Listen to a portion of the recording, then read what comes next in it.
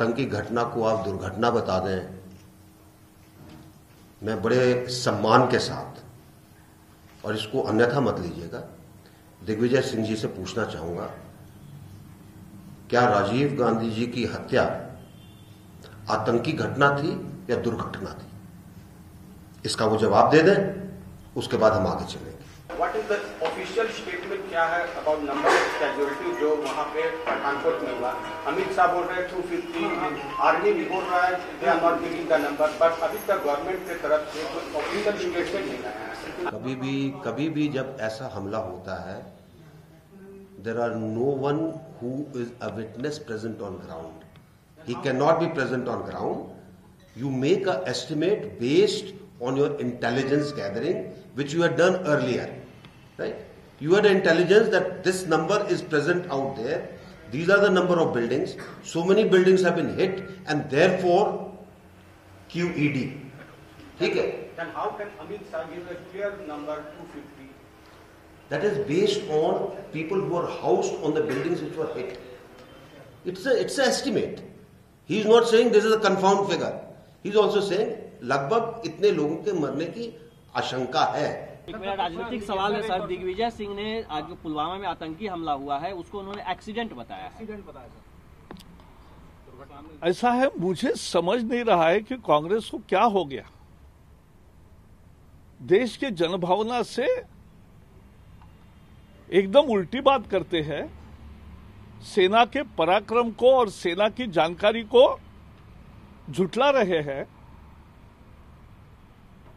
ऐसा किसी भी लोकतंत्र देश में नहीं होता कि जहां सेना पर ही अविश्वास दर्शाया जाता है। ये केवल पाप कांग्रेस ही कर सकती है। जैश के जो आतंकवादी हैं, उनकी जो धुनाई हुई है, उनकी जो पिटाई हुई है, उनका जो खात्मा हुआ है, उनमें से कुछ की आत्माएं निकल करके हमारे देश में जो कुछ निराश और हताश आत्माएं घूम रही हैं उनमें घुस गई हैं। और ये जो जैश की आत्माएं हैं वही इनको बुलवा रही हैं इस तरह की बातें, क्योंकि सामान्य व्यक्ति तो इस तरह की बात बोल नहीं सकता, सामान्य व्यक्ति तो इस तरह के सवाल खड़े नहीं कर सकता। वही व्यक्ति खड़ा करेगा ये इस तरह के सवाल जिसके शरीर में आतंकवादियों की आत्माएं घुस गई होंगी और वो आतंकवादियों की भाषा बोलेगा। तो इस पर हम क्या कह सकते हैं? इनको तो चाहिए कि किसी अच्छे जादू टोने वाले, किसी झाड़ फूक वाले के पास जाएं और जाकर के वो अपनी उस आतंकवादियों की जो उनके शरीर में घुसी हुई आत्मा है वो बाहर निकालें, ताकि वो सामान्य ढंग से जीवन जी सके। नहीं तो उनको पूरे देश में जो है वो मजाक उड़ रहा है पूरे इस तरह के लोगों का। सर, पीएम ने टेररिस्ट को वार्न करते हुए बोला है कि हम घर में घुसेंगे भी और उन्हें मारेंगे। देखिए, प्रधानमंत्री नरेंद्र मोदी जी देश गौरवान्वित है, देश को इस बात का विश्वास है, यकीन है कि प्रधानमंत्री नरेंद्र मोदी जी के नेतृत्व में हमारा देश भी सुरक्षित है, हमारे देश के लोग भी सुरक्षित हैं। और साथ ही साथ जो आतंकवादी हैं उनको भी इस बात का विश्वास है, उस बात का यकीन है कि नरेंद्र मोदी जी के रहते हुए वो अपनी शैतानी आतंकवादी हरकतें भारत में नहीं कर पाएंगे। और अगर करेंगे भी तो उनकी धुनाई भी होगी, उनकी पिटाई भी होगी, उनकी जगहसाई भी होगी।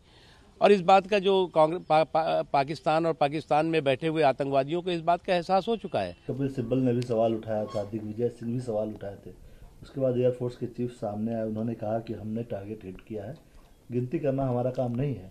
लेकिन उस वक्त NTRO के थ्रू 300 मोबाइल फोन उस लोकेशन को जिसको टारगेट किया गया वहाँ पे एक्टिव थे, तो एक अंदाजा है कि इतने लोग मरे हैं। ठीक है, बट हमें क्यों देना है? कौन सा देश ने दिया है? दिग्विजय कहता है कि अमेरिका ने दिया, मैंने चैलेंज किया। तुम्हारे ANI में भी उसका ब्रॉडकास्ट हुआ कई चैनल में, जवाब दिया।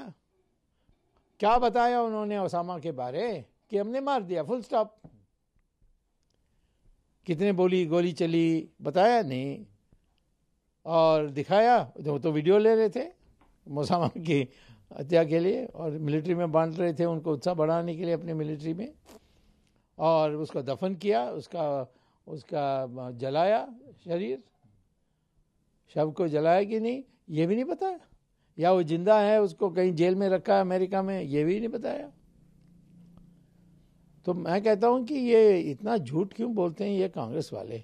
अपना एजुकेशन क्वालिफिकेशन में झूठ बोलते हैं, अपना धर्म पर झूठ बोलते हैं, कौन आप उनका मजहब है उस पर झूठ बोलते हैं। हाँ, ये सारा झूठा जीवन है इन सबका। और फिर मोदी को कहते हैं झूठा है, वो भी झूठ है। आतंकी घटना को आप दुर्घटना बता दें,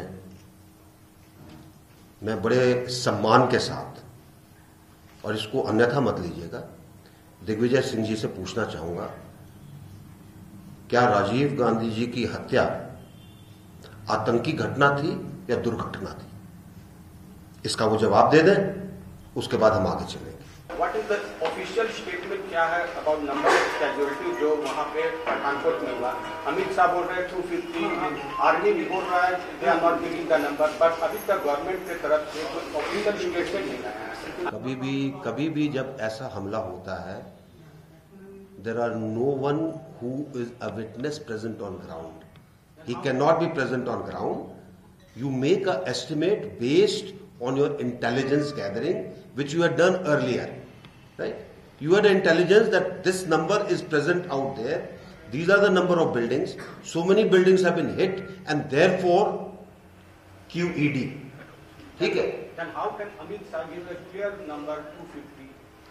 That is based on people who are housed on the buildings which were hit. It's an estimate. He is not saying this is a confirmed figure. He is also saying लगभग इतने लोगों के मरने की आशंका है। एक मेरा राजनीतिक सवाल है सर, दिग्विजय सिंह ने आज जो पुलवामा में आतंकी हमला हुआ है उसको उन्होंने एक्सीडेंट बताया है। ऐसा है, मुझे समझ नहीं रहा है कि कांग्रेस को क्या हो गया। देश के जनभावना से एकदम उल्टी बात करते हैं, सेना के पराक्रम को और सेना की जानकारी को झुठला रहे हैं। ऐसा किसी भी लोकतंत्र देश में नहीं होता कि जहां सेना पर ही अविश्वास दर्शाया जाता है। ये केवल पाप कांग्रेस ही कर सकती है। जैश के जो आतंकवादी हैं, उनकी जो धुनाई हुई है, उनकी जो पिटाई हुई है, उनका जो खात्मा हुआ है, उनमें से कुछ की आत्माएं निकल करके हमारे देश में जो कुछ निराश और हताश आत्माएं घूम रही हैं उनमें घुस गई हैं। और ये जो जैश की आत्माएं हैं वही इनको बुलवा रही हैं इस तरह की बातें, क्योंकि सामान्य व्यक्ति तो इस तरह की बात बोल नहीं सकता, सामान्य व्यक्ति तो इस तरह के सवाल खड़े नहीं कर सकता। वही व्यक्ति खड़ा करेगा ये इस तरह के सवाल जिसके शरीर में आतंकवादियों की आत्माएं घुस गई होंगी और वो आतंकवादियों की भाषा बोलेगा। तो इस पर हम क्या कह सकते हैं? इनको तो चाहिए कि किसी अच्छे जादू टोने वाले, किसी झाड़ फूक वाले के पास जाएं और जाकर के वो अपनी उस आतंकवादियों की जो उनके शरीर में घुसी हुई आत्मा है वो बाहर निकालें, ताकि वो सामान्य ढंग से जीवन जी सके। नहीं तो उनको पूरे देश में जो है वो मजाक उड़ रहा है पूरे इस तरह के लोगों का। सर, पीएम ने टेररिस्ट को वार्न करते हुए बोला है कि हम घर में घुसेंगे भी और उन्हें मारेंगे। देखिए, प्रधानमंत्री नरेंद्र मोदी जी देश गौरवान्वित है, देश को इस बात का विश्वास है, यकीन है कि प्रधानमंत्री नरेंद्र मोदी जी के नेतृत्व में हमारा देश भी सुरक्षित है, हमारे देश के लोग भी सुरक्षित हैं। और साथ ही साथ जो आतंकवादी हैं उनको भी इस बात का विश्वास है, उस बात का यकीन है कि नरेंद्र मोदी जी के रहते हुए वो अपनी शैतानी आतंकवादी हरकतें भारत में नहीं कर पाएंगे। और अगर करेंगे भी तो उनकी धुनाई भी होगी, उनकी पिटाई भी होगी, उनकी जगहसाई भी होगी। और इस बात का जो पाकिस्तान और पाकिस्तान में बैठे हुए आतंकवादियों को इस बात का एहसास हो चुका है। कपिल सिब्बल ने भी सवाल उठाया था, दिग्विजय सिंह भी सवाल उठाए थे। उसके बाद एयरफोर्स के चीफ सामने आए, उन्होंने कहा कि हमने टारगेट हिट किया है, गिनती करना हमारा काम नहीं है। लेकिन उस वक्त NTRO के थ्रू 300 मोबाइल फोन उस लोकेशन को जिसको टारगेट किया गया वहाँ पे एक्टिव थे, तो एक अंदाजा है कि इतने लोग मरे हैं। ठीक है, बट हमें क्यों देना है? कौन सा देश ने दिया है? दिग्विजय कहता है कि अमेरिका ने दिया, मैंने चैलेंज किया। तुम्हारे ANI में भी उसका ब्रॉडकास्ट हुआ कई चैनल में, जवाब दिया।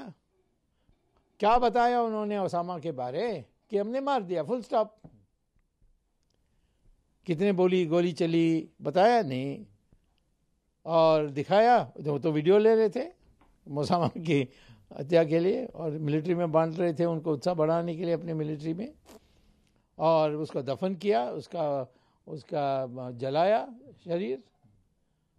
शव को जलाया कि नहीं ये भी नहीं बताया, या वो जिंदा है उसको कहीं जेल में रखा है अमेरिका में, ये भी नहीं बताया। तो मैं कहता हूँ कि ये इतना झूठ क्यों बोलते हैं ये कांग्रेस वाले? अपना एजुकेशन क्वालिफिकेशन में झूठ बोलते हैं, अपना धर्म पर झूठ बोलते हैं, कौन आप उनका मजहब है उस पर झूठ बोलते हैं। हाँ, यानी ये सारा झूठा जीवन है इन सबका।